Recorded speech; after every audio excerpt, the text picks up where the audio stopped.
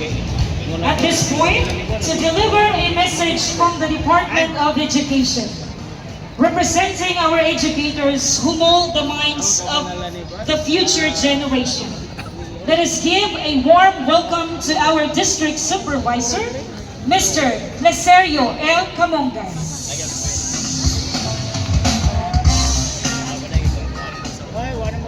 Mayong buntag sa tanan.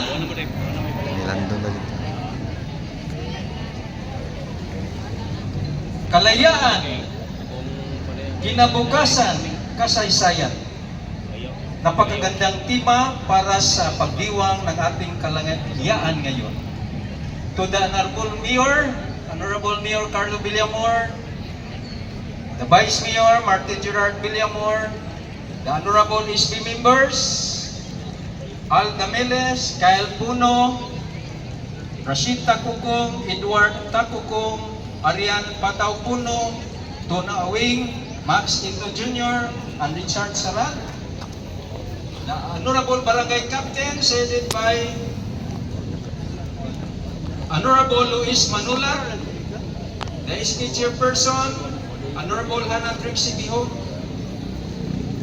the department heads of LGU Carmen with their staff, the national agencies from the PNP, headed by Police Major Jude Ciprero, to the Philippine Coast Guard, Senior Officer 4, Lucy Joy De La Cruz, Bureau of Fire Prevention, Sir Jeff Castillo, our colleagues from the Academy, Dr. Tony Ilano, Campus Director of CTU Carmen with his staff, school principals from the different schools of Carmen, both public and private school, my fellow teaching and non-teaching personnel, led by their respective school heads, our young generation leaders, the selected BSP and GSP from selected schools, sa atong mga performers, special mention to Sir James Davidon, sa atong mga drummers, sa tanan nga niya karong orasa, malipayong pagsaulog sa ika-128 ng tuig sa anibersaryo sa kagawasan sa atong pinalanggang nasod nga Pilipinas. Iwagaway natin ang bandila ng ating mahal na bansang Pilipinas! Mabuhay ang Pilipinas! For 128 years, we keep on celebrating this day, June 12, as our country, Philippines, was declared independent from foreign invaders. We are an independent and sovereign country. With our theme today, emphasize the connection, our kalayaan, independence, our kinabukasan, our future, and kasaysayan, our history. Tulo ka pulong nga maoy gabay sa atong selebrasyon karong adlaw. The kind of independence that we experience today as being reflected in our prelude is presumed to be one of the determinant factors to the kind of future that we will have in the upcoming years. It is a determinant to the kind of future that we can live and we can give to our upcoming generations. Nasinati nato karon ang kalisod sa pagpuyo tungod sa krisis sa ekonomiya. Kadiin ang kadaghanan kanato labing siguro nag-ampong yun nga muda balik na sa normal ang atong ekonomiya. Kung saon, simple, kung ang tanang Pilipino, kitang tanang Carminanon, regardless of our status in life, regardless of our position, magkahiusa, dili yun, lisod na sayon ang atong pagkinabuhi sa atong rason, paglabi na yun sa atong lungsod sa Carmen. Because what we do today definitely determines the kind of future that our future children will experience. So, let our independence live forever. Atong paningwaon na mapadayon ang atong pagkagawas nun sa pamaagi nga kita kanunay magkahiusa para sa hayag nga kaugmaon sa umaabot nga henerasyon. Mabuhi ang lungsod sa Carmen! Mabuhay ang bansang Pilipinas! Daghang salamat!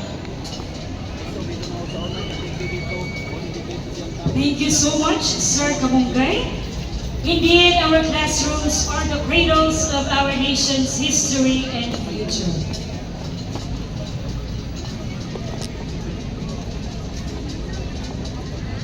To express gratitude to every individual, department, and sector that made this 128th Independence Day celebration a resounding success, let us call on our Municipal Cultural Coordinating Councilor, Honorable Arian Batao Puno, for the acknowledgement.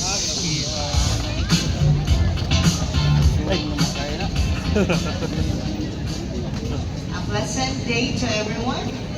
As we formally close today's program, it is my great honor and privilege to stand before you on behalf of the municipal councilors, our municipal mayor, Mayor Carlo Villamor, and our vice mayor, Mike Teacher Villamor, to express our deepest gratitude.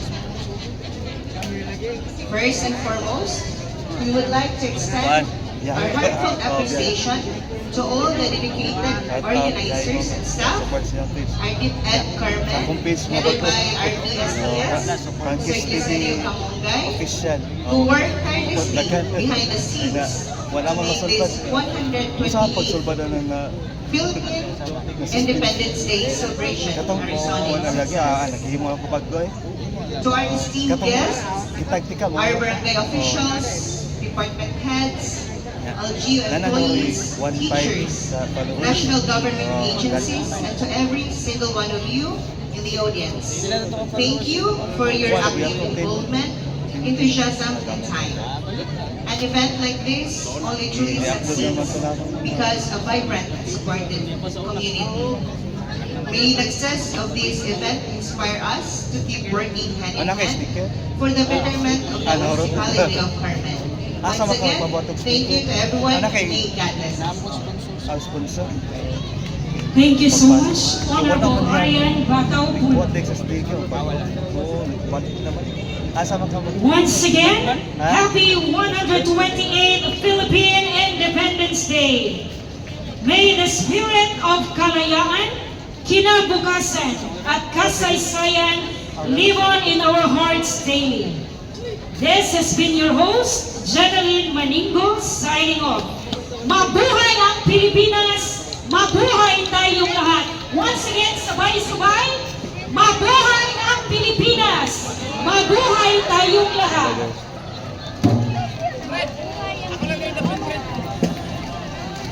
Ayaw, harap lang katapat lang. Awal. Wala daw.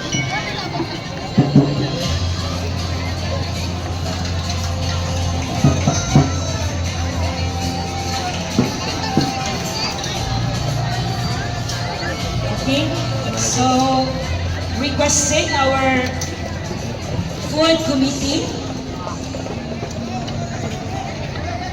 na diri sa ibabaw, gi-prepare na ang atong snacks. Once again,